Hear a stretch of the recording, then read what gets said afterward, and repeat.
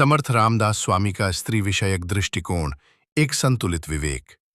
रामदास स्वामी ने अपने जीवन में तपस्या को अपनाया और एक सन्यासी के रूप में अपने मन, वाणी और कर्म को ब्रह्मचर्य में स्थिर किया। उनका स्पष्ट कहना था, जो साधक मोक्ष चाहता है उसे माया से दूर रहना चाहिए और स्त्री उसके लिए एक मोह का माध्यम बन सकती है। उन्होंने कहा, कामिनी कांचन माया हैं, तैसे व्यसन नर काचा दाह। अर्थात स्त्री और धन ये माया के रूप हैं, इनका लोभ नरक का कारण बनता है। लेकिन रामदास स्वामी ने कभी भी स्त्री का अपमान नहीं किया। उनका मत था, स्त्री भी ईश्वर की रचना है।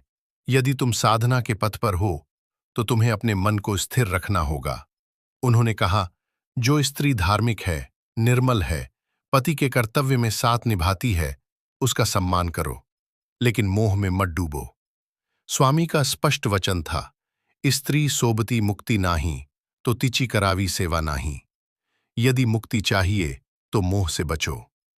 रामदास स्वामी ने गृहस्थ जीवन का विरोध नहीं किया, बल्कि उन्होंने इसे एक पवित्र आश्रम बताया, जिसमें स्त्री एक धर्मपत्नी के रूप में घर को धर्म से भरती है, सेवा करती है और साथ निभाती है।